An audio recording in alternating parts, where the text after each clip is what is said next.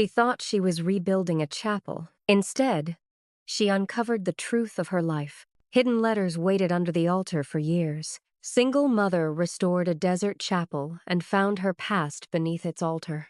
If you discovered letters in a place tied to your past, would you read them or leave the truth buried? The sun was dying when they arrived.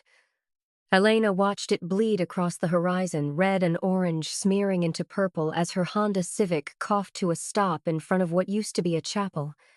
The building rose from the desert floor like something the earth had tried to swallow and given up on halfway. Adobe walls the color of old bone, cracked and crumbling. A roof that had caved inward on one side, exposing wooden beams gone black with rot. The front door hung from a single hinge, swaying slightly in the wind that never stopped out here. Sophia pressed her face against the passenger window, her breath fogging the glass. She was 9 years old, too young to understand why they'd left everything behind. Old enough to know they were running. "Is this it?" she asked quietly. Elena's hands were still on the steering wheel, knuckles white. She didn't want to let go. Letting go meant stepping out.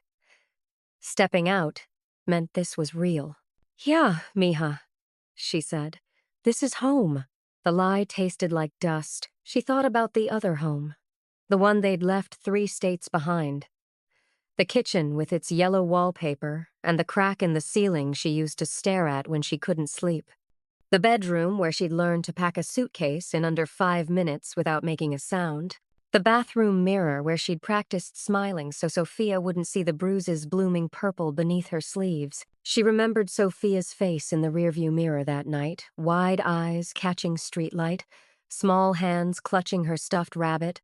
They'd driven in silence for 2 hours before Sophia finally asked where they were going. Elena hadn't known how to answer. "Away. Somewhere he won't find us. Somewhere we can disappear." The chapel had been listed online for $1,200. "Fixer-upper," the ad said. "Remote location. Sold as is." Elena had every cent she owned in cash in an envelope under the driver's seat. She'd wired the money from a gas station in Arizona, signed the paperwork with a name that wasn't quite hers, and kept driving. Now they were here, miles from the nearest town. No neighbors, no witnesses, just desert and wind and a building that looked like it might collapse if you breathed on it wrong. But it was theirs, and no one knew where to find them. Inside, the chapel smelled like time dust and decay and something older, something that felt like memory. The floor was dirt, packed hard by decades of footsteps that had stopped coming. Holes in the roof let in columns of fading light. The walls were bare except for the ghosts of where things used to hang: crosses, paintings, prayers. Elena spread their sleeping bags on the ground, while Sophia explored with a flashlight, the beam cutting through shadows. They had so little. 2 bags of clothes, a box of canned food, a camping stove, everything they needed to survive and nothing more. That night, Sophia couldn't sleep. She lay in her sleeping bag, staring up at the broken ceiling where stars showed through. The wind pressed against the walls, finding every crack, every weakness. It sounded like the building was breathing. "Mama?" Sophia's voice was small in the darkness. Elena rolled over. "Yeah, baby." "I'm scared." Elena reached out and found her daughter's hand. "You want me to tell you a story?" Sophia nodded. So Elena told her about a brave girl who lived in a castle made of sand. How the girl was afraid at first because the castle looked like it might fall down. But every day, she made it stronger. She patched the walls, she fixed the roof, and slowly, the castle became the safest place in the whole world. A place where nothing bad could reach her. Did she live there forever? Sophia asked. "As long as she needed to," Elena said. Sophia's breathing eventually evened out. Sleep came to children easier. They still believed in safe places. Elena waited until she was sure Sophia was out, then slipped outside. The desert stretched endlessly in every direction, flat and empty and honest in a way that cities never were. She held an unlit cigarette between her fingers. She'd found it in the glove compartment, left over from a version of herself she barely remembered. She didn't smoke, but holding it made her feel like someone who had choices. The silence out here was different. Not the absence of sound, but the presence of space. Room to breathe, room to think, room to be erased if that's what she needed. She turned back toward the chapel. Through the doorway, she could see the altar at the far end, a raised platform of stone, cracked down the middle, covered in 40 years of dust. Something about it caught her attention, held it. She didn't know why. It was just an altar, just stone, but it felt like it was waiting. "Mama?" Sophia's voice drifted out from inside, sleepy, uncertain. "Are we going to be okay?" Elena looked at the cigarette in her hand, at the desert, at the chapel that was now the only thing standing between them and the world. "Yeah, baby," she called back. "We will be." She dropped the cigarette in the dirt and went back inside. She didn't believe it yet. But maybe if she said it enough times, it would become true. Morning came with light, the color of bleached bone. Elena woke to the sound of Sophia breathing beside her and the wind testing the walls. She lay still for a moment, letting the desert silence settle into her bones. Then she got up and began the work of making this place livable. She mixed adobe mud the way she'd learned from a YouTube video on her phone before the battery died. Dirt and water and straw, kneaded until it held together. Her hands remembered something her body had forgotten. Strength. The kind that came from building instead of bracing for impact. She pressed the mixture into the cracks in the walls, smoothing it with her palms. Slow work. Meditative. Each patch a small act of reclaiming. Sophia set up school at a table they'd made from a plank of wood and 2 cinder blocks. She worked through math problems in a notebook with a chewed pencil, glancing up every few minutes to watch her mother work. Elena could feel her daughter's eyes on her, checking, making sure she was still there. "Mama?" Sophia asked. "What is this place supposed to be?" Elena wiped mud from her hands. "A chapel. A church. Did people pray here?" "I think so. A long time ago." Sophia considered this. "Do you believe in God?" Elena didn't know how to answer. She'd never been religious. Her mother had taken her to Mass twice when she was young, then stopped without explanation. God had always felt like something other people had access to. A door she'd never found the key for. "I don't know, mija," she said finally. "But there's something about this place. It feels like it's listening." Sophia nodded like that made perfect sense. By afternoon, Sophia had found a lizard basking on a stone near the well. She caught it carefully, held it in cupped hands, then transferred it to a mason jar with holes punched in the lid.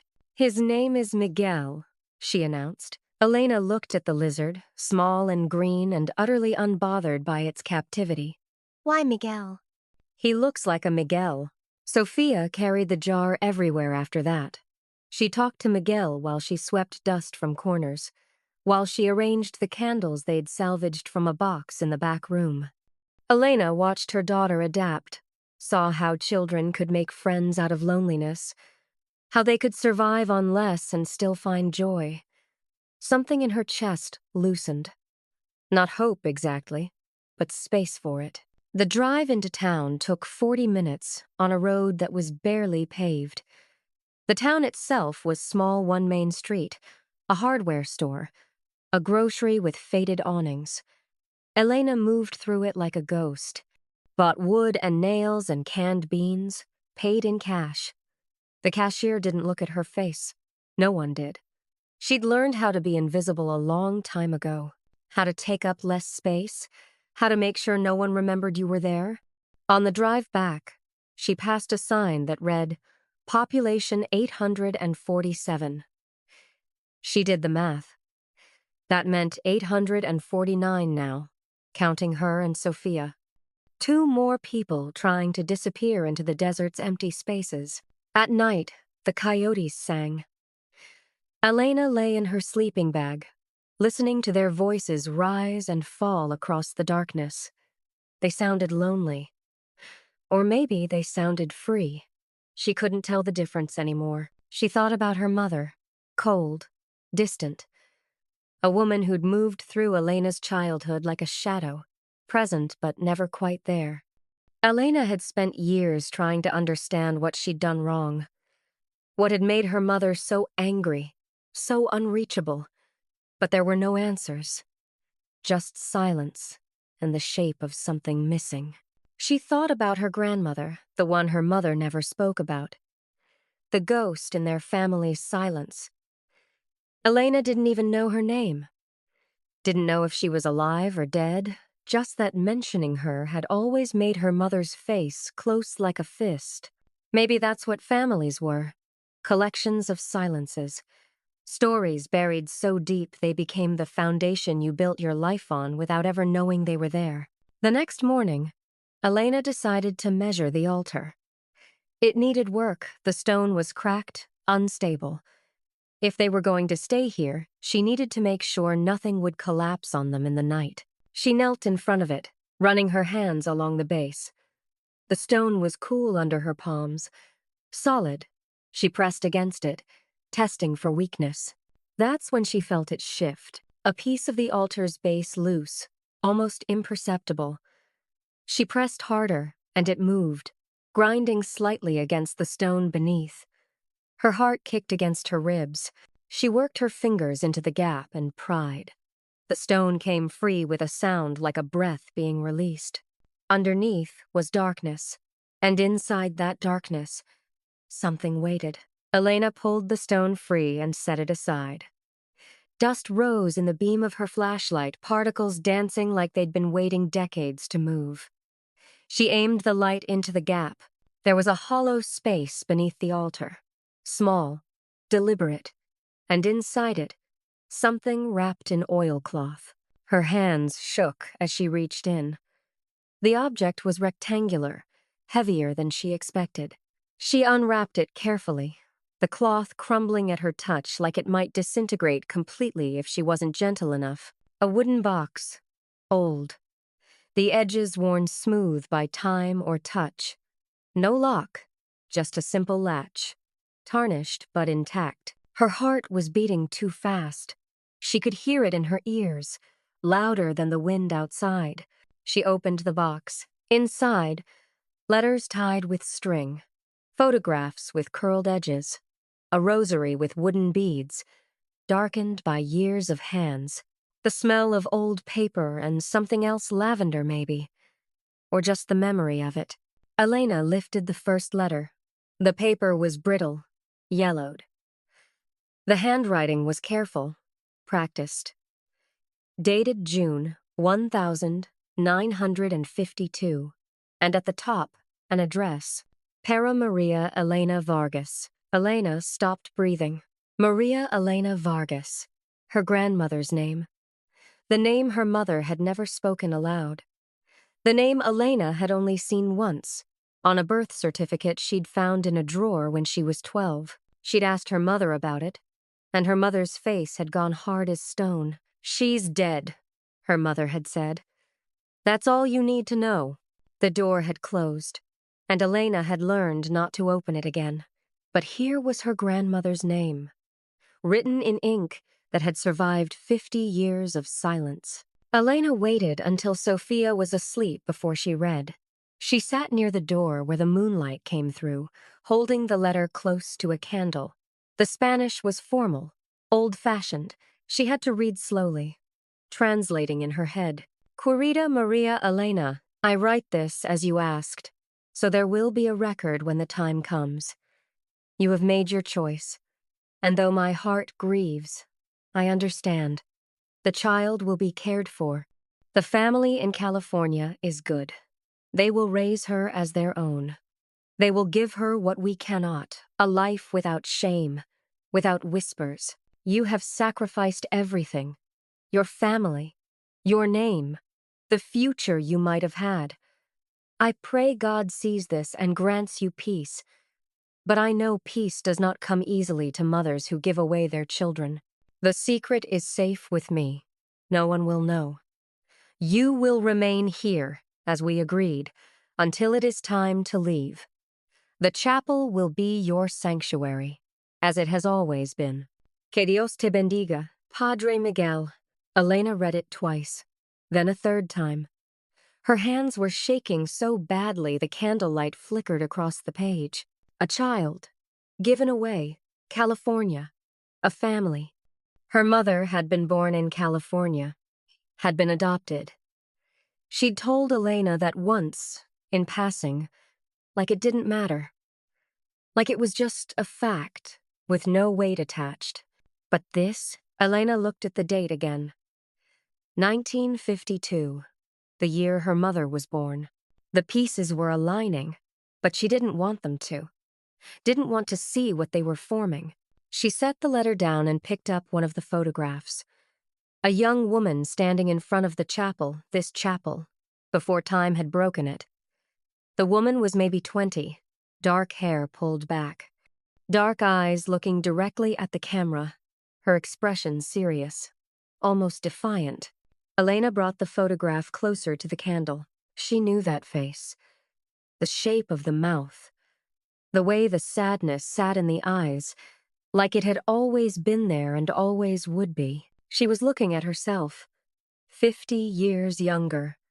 A different life, the same bones. Her grandmother, the woman who had lived here, who had given birth in shame and secrecy, who had handed her baby to strangers and stayed behind in this chapel, alone with her prayers and her silence. Mama? Elena jumped. The photograph slipped from her fingers. Sophia was sitting up in her sleeping bag, eyes half open. What's wrong? Elena wiped her face quickly. She hadn't realized she was crying. Nothing, mija. Just dust. Sophia blinked, still mostly asleep. You're always crying about dust. Elena laughed a wet, broken sound. Yeah. This place has a lot of it. Sophia lay back down, already drifting. Within minutes, her breathing evened out again. Elena gathered the letters and photographs carefully, placed them back in the box, and hid it under her sleeping bag. Her hands wouldn't stop shaking. Her mind wouldn't stop turning over the words. A life without shame. Without whispers, her mother had grown up not knowing. Had lived her whole life as someone else's daughter. And her real mother, Elena's grandmother, had stayed here, alone, praying in the ruins of her own choices. That night, Elena couldn't sleep. She lay listening to the wind and the coyotes and the sound of the chapel settling around them. And when she finally did drift off, she dreamed. The chapel was full of people. Women in long dresses, men in hats, candles burning at the altar, voices rising in prayer. Spanish words she didn't quite understand, but felt in her chest like something remembered. And at the altar, kneeling, a young woman with dark hair, her grandmother, praying, weeping, and all around her, the walls holding secrets, keeping them safe in the stone. Elena read the letters in secret, late at night, after Sophia had fallen asleep. After the desert had gone quiet, except for the wind, she would pull the box from beneath her sleeping bag, light a candle, and let her grandmother's life unfold in careful handwriting and faded ink. Each letter revealed more. Maria Elena had been 20 years old, unmarried, pregnant. In 1952, in a town so small everyone knew everyone's shame, this was unforgivable. Her family had disowned her, told her to leave and never come back, told her she was dead to them. Father Miguel had offered sanctuary, a place to hide until the baby came. She could stay in the chapel, work as its keeper, clean, pray, wait. So she had. One letter described her days, the silence, the heat pressing through the walls, the way she would stand at the door and watch the road, hoping someone, anyone might come. But no one did. She was alone with her prayers and her growing belly and the terrible certainty that nothing good was waiting on the other side of this.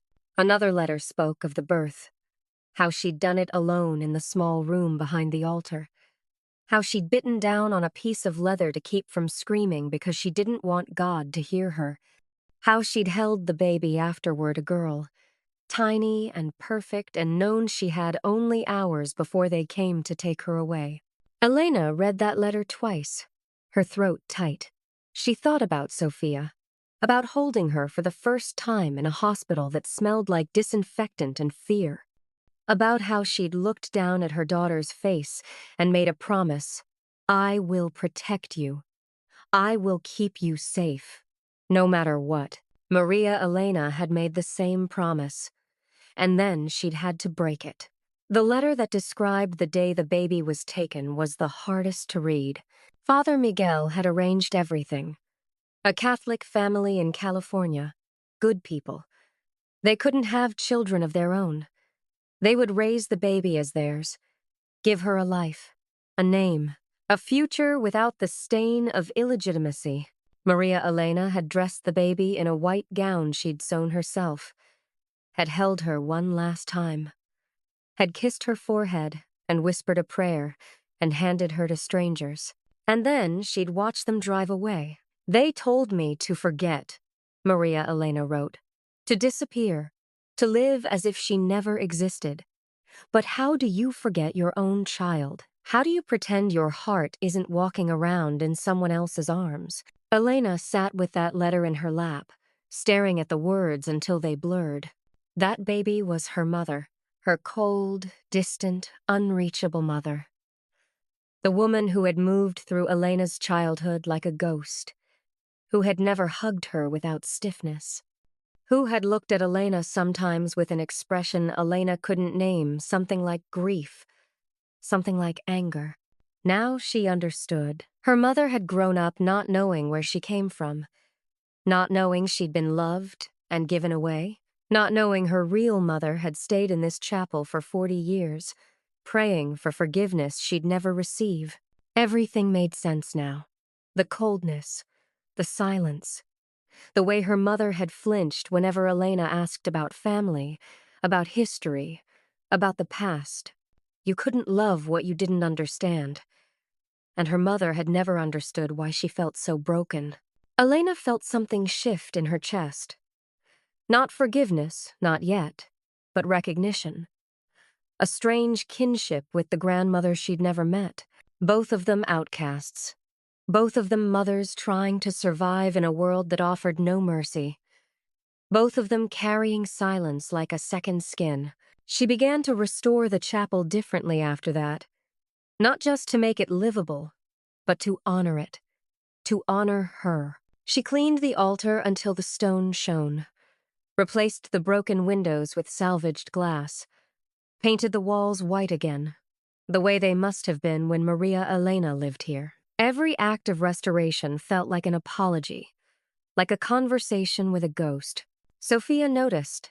She watched her mother work with a focus that bordered on obsession. "Mama?" she asked one afternoon. "Why does it matter so much?" Elena paused, paintbrush in hand. "Because someone loved this place once." Who? Someone like us. Sophia seemed to accept that.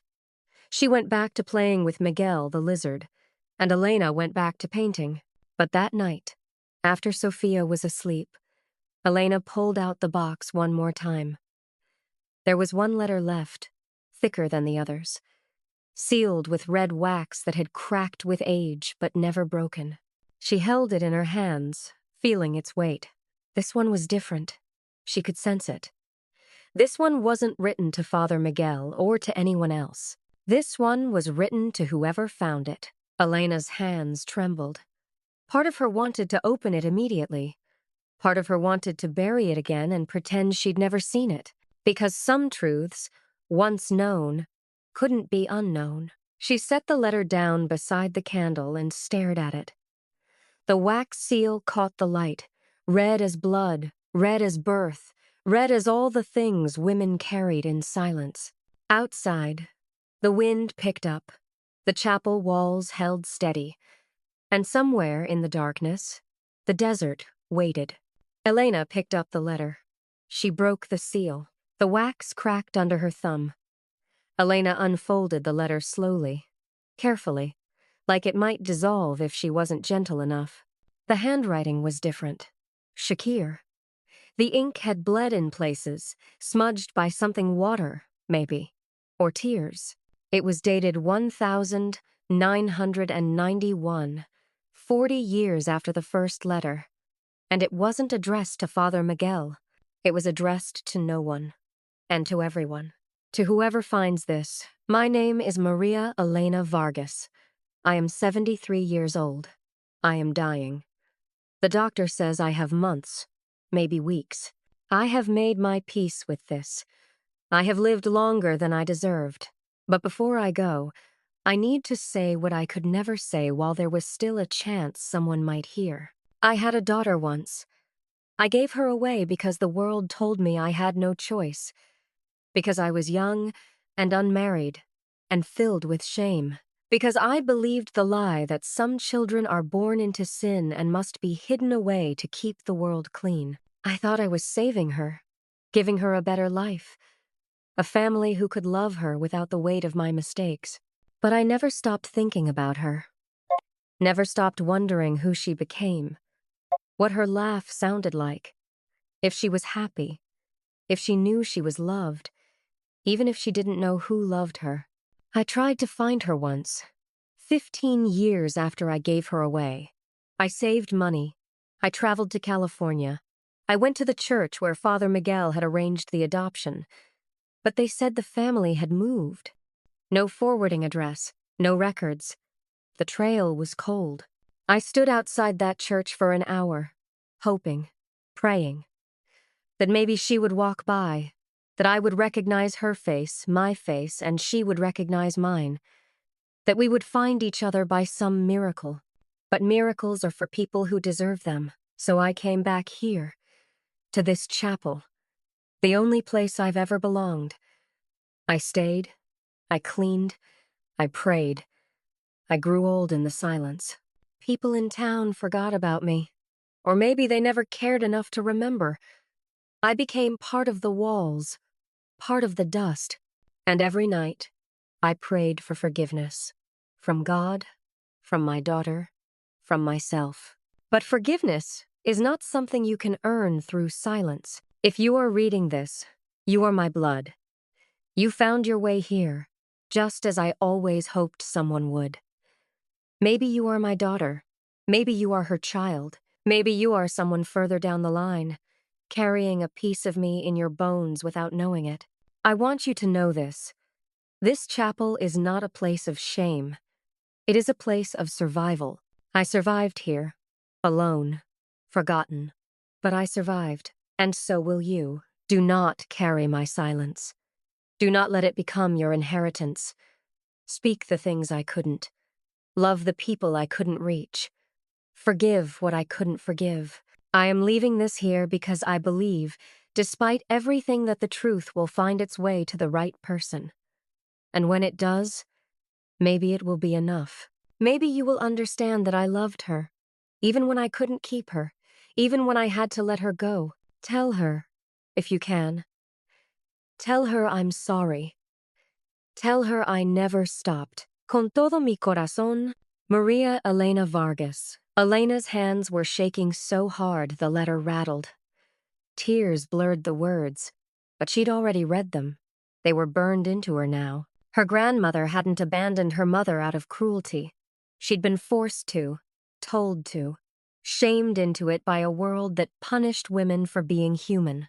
And her mother, cold, distant, angry, had grown up never knowing she'd been loved, never knowing where she came from, never knowing that somewhere a woman was praying for her every single night in a chapel in the desert. Elena thought about her own mother's face, the hardness in it, the way she'd looked at Elena sometimes like she was searching for something and couldn't find it. She thought about the silence between them, the distance that had always felt like rejection but now felt like something else, like armor, like survival. Her mother had been given away and told it didn't matter, told to be grateful, told to forget. But you couldn't forget a wound like that. You could only learn to live around it. Elena looked at Sophia, asleep in her sleeping bag, one hand clutching Miguel's jar.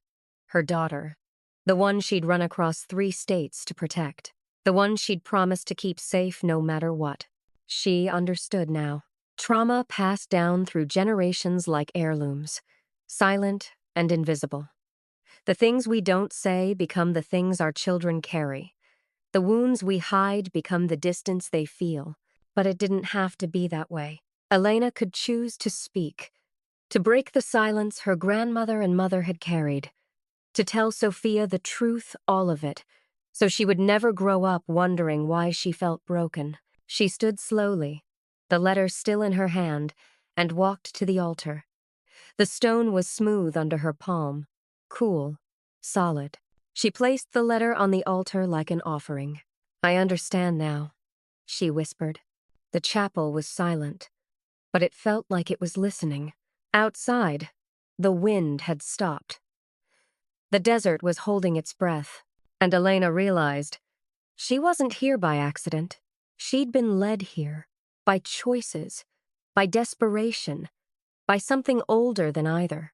This chapel had been waiting. For her grandmother, for her mother, for her. And now, finally, the silence could end. Elena woke the next morning with purpose. Not the frantic, survival-driven kind she'd lived with for years. Something steadier, deeper. She had work to do. The chapel transformed under her hands. She patched the remaining cracks in the walls with fresh adobe, smoothing them until they disappeared. She climbed onto the roof and replaced the damaged beams, her muscles remembering strength she'd forgotten she had. She swept the floor clean, scrubbed the altar until the stone gleamed, replaced the broken windows with glass she salvaged from an abandoned house 20 miles away. Every nail she hammered felt like a declaration. Every board she placed felt like a promise. This wasn't just survival anymore. This was rebuilding, reclaiming. Sophia noticed. She watched her mother work with something like awe. The frantic edge that had lived in Elena's movements for months, the constant looking over her shoulder, the way her hands used to shake, was gone, replaced by focus, by certainty. One afternoon, Sophia sat on the front step, Miguel's jar beside her, and said, "You're different, Mama." Elena paused, hammer in hand. "Different how?" "I don't know." Sophia tilted her head, considering. "Less scared, maybe. Or more like you." Elena smiled, set the hammer down, and came to sit beside her daughter. "I think I'm just becoming myself." "Who were you before?" "Someone who was trying really hard to be invisible." Sophia leaned against her. "I like this version better."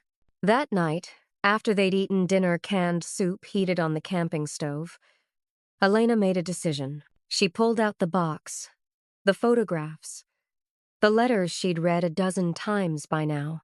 "Mija," she said. "Come here. I want to show you something." Sophia came and sat cross-legged beside her. Elena spread the photographs across the floor between them.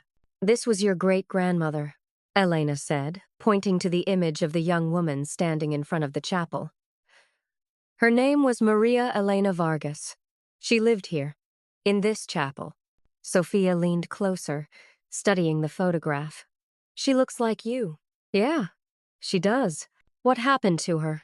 Elena chose her words carefully. Age-appropriate, gentle, but honest. "She had a baby when she was very young, and the world told her she should be ashamed. So she gave the baby away to people who could take care of her. And she stayed here, alone, for the rest of her life." Sophia's eyes were wide. "That's sad." "It is. But she was brave, Mija. Even when the world told her she wasn't. Even when she was alone, she survived." "Is that baby? Was that Abuela?" Elena's throat tightened. Her daughter was so smart. Too smart, sometimes. Yes, that was your grandmother. Sophia was quiet for a moment, processing. Then, is that why we came here? Because of her? Elena paused. She'd asked herself that question 100 times. Why this chapel? Why this place? Why they'd ended up here? Of all the places they could have run to. I think maybe she brought us here, Elena said finally. Sophia nodded, like that made perfect sense. Then she picked up the photograph and held it carefully, reverently. Can I keep this? To remember her? Yeah, baby. You can keep it. The next day, Elena did something impractical. Something that made no logical sense in the middle of the desert. She planted a garden. She drove into town and bought seeds, tomatoes, herbs, wildflowers. She tilled a small patch of earth outside the chapel door, working the soil until it was soft. She planted each seed with care, pressing them into the ground like prayers. It was an act of defiance, of hope, of believing that something could grow here, even in the harshness of this place. She watered it every morning, every evening, coaxed life from dust. Sophia helped, carrying water from the well in a bucket, her small hands careful not to spill. They worked side by side in the early light, mother and daughter, building something together. And slowly, impossibly, green shoots began to appear. Elena felt something she hadn't felt in years. Ownership. Not just of the chapel, but of her story. Her life. Her choices. She wasn't running anymore. She was building. She was becoming the woman her grandmother had been the one who survived when the world said she shouldn't. The one who made a home from ruins. One evening, as the sun set and painted the desert gold, Elena lit candles at the altar. She arranged them carefully, their flames steady in the still air. She knelt, not to pray, she still didn't know how to do that, but to acknowledge, to say thank you. Thank you to a woman she'd never met but finally understood. Thank you for surviving. Thank you for leaving the letters. Thank you for showing me that silence doesn't have to be inherited, that we can choose something different. Sophia came and knelt beside her, quiet. Not asking questions, just being there. And Elena realized this was what Maria Elena had wanted. Not forgiveness, not redemption, just to be remembered. To know that her life had mattered, that someone would find the truth and carry it forward. Mama? Sophia whispered. Yeah, baby? I'm glad we're here. Elena pulled her daughter close, kissed the top of her head. Me too, mija. Me too. Outside, the garden grew. Inside, the candles burned. And the chapel, this place that had held so much silence for so long, finally felt like it was breathing again, like it was coming back to life. Elena waited 3 days before making the call. 3 days of rehearsing what she'd say. 3 days of picking up her phone and setting it back down. On the 4th day, she drove into town, sat in the parking lot of the hardware store where the signal was strongest, and dialed. Her mother answered on the 3rd ring. Elena? The sound of her name and her mother's voice, sharp, uncertain, made her throat close. Yeah, Mom. It's me. Silence. Then, where are you? Are you safe? We're safe. That's not what I asked. Elena looked out at the desert stretching endlessly beyond the parking lot. I can't tell you where we are yet. Her mother's breath was sharp, angry, but underneath it, Elena heard something else. Fear. He's been calling, looking for you. Elena's hands tightened on the steering wheel. What did you tell him? Nothing. What could I tell him? You disappeared. The accusation hung between them. You left. You ran. You didn't trust me enough to say goodbye. Elena forced herself to speak. Mom, I need to tell you something. About where we are. Elena, please, just listen. Her mother went quiet. Elena told her about the chapel. About buying it with money she'd saved in secret. About restoring it.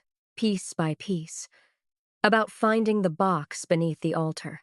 There were letters, Elena said, from a priest, and photographs of a woman named Maria Elena Vargas.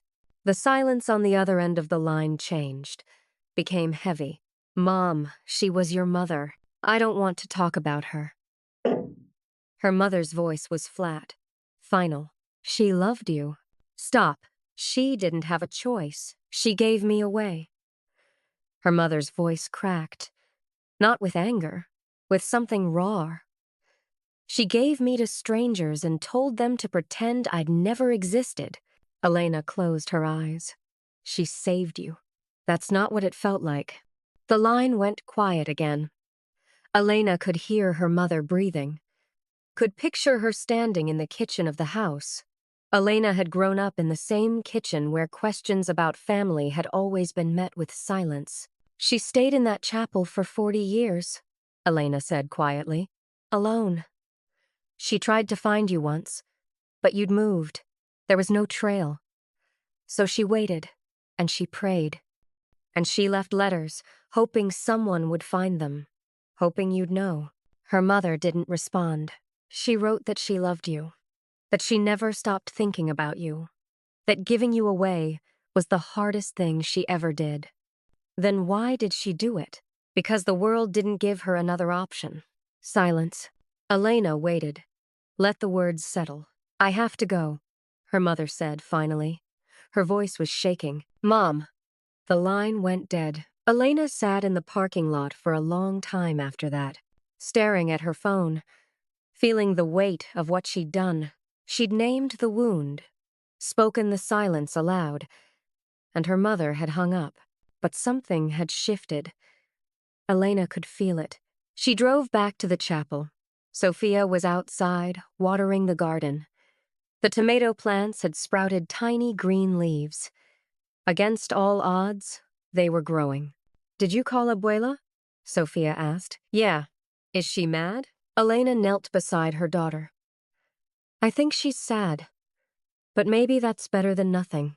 5 days later, a letter arrived. Forwarded from the post office box Elena had rented in town under a name that wasn't quite hers.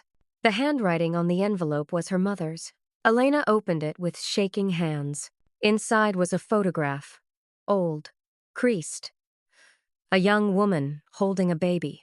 The woman's face was full of something Elena had never seen in any other picture love, raw and unguarded, mixed with grief so deep it looked like drowning. Maria Elena, holding her daughter, the only photograph that had survived. On the back, in her mother's handwriting, I'm sorry I couldn't tell you. I didn't know how. Elena stood at the altar that evening, the photograph in her hands. She placed it carefully beside the others, the image of Maria Elena standing in front of the chapel, the pictures she'd found in the box, and now this one. The only evidence that her grandmother had held her child, even if only for a moment. A small altar. A gallery of women who had survived when the world told them they shouldn't. Sophia appeared beside her, quiet. She studied the photographs for a long moment. Mama? She said finally. Yeah, baby? Will we stay here forever? Elena looked around the chapel. The walls she'd patched, the windows she'd replaced, the floor she'd swept clean, the garden outside, green against the desert. This place had become something she hadn't expected.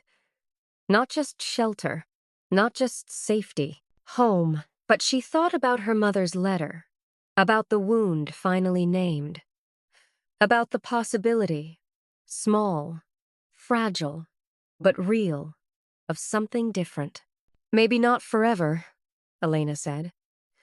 But for now, Sophia nodded, slipped her hand into Elena's, and they stood together in the candlelight. 3 generations of women converging in a chapel that had learned to breathe again. The chapel was finished. It wasn't perfect. Cracks still showed in places where the adobe had settled unevenly. The desert wind still found its way through gaps Elena hadn't been able to seal. But it was whole. The roof held.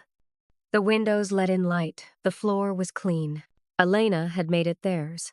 She stood in the doorway one morning, coffee in hand, watching the sun rise over the desert.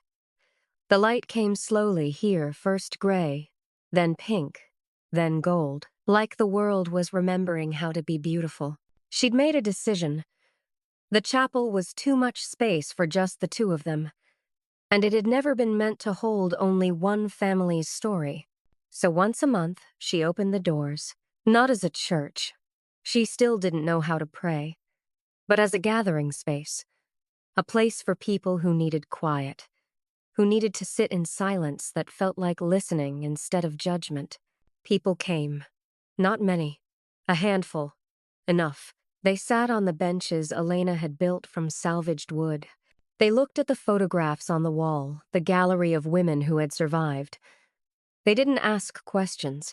They just Saturday. And when they left, some of them thanked her. Some of them cried. One afternoon, an older woman arrived. She walked slowly, leaning on a cane, her face lined with decades of desert Sunday. I knew her, the woman said, pointing to Maria Elena's photograph. We were girls together. Elena's breath caught. You knew my grandmother? The woman nodded. She was stubborn, proud. She laughed louder than anyone I ever knew. She paused, her eyes distant. Until she stopped laughing altogether.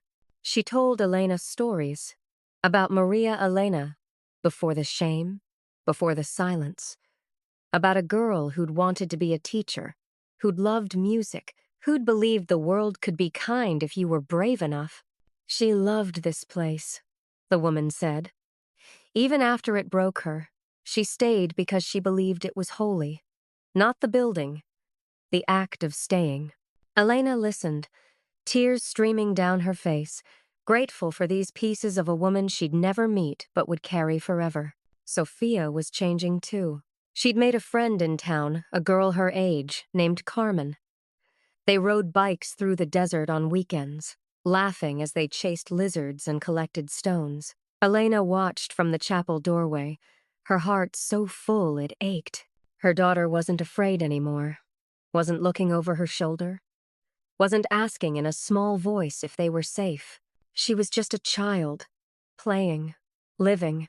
One night, after Sophia had fallen asleep, Elena sat at the altar with a pen and paper. She didn't know who the letter was for. Maybe Sophia, years from now, when she was old enough to understand.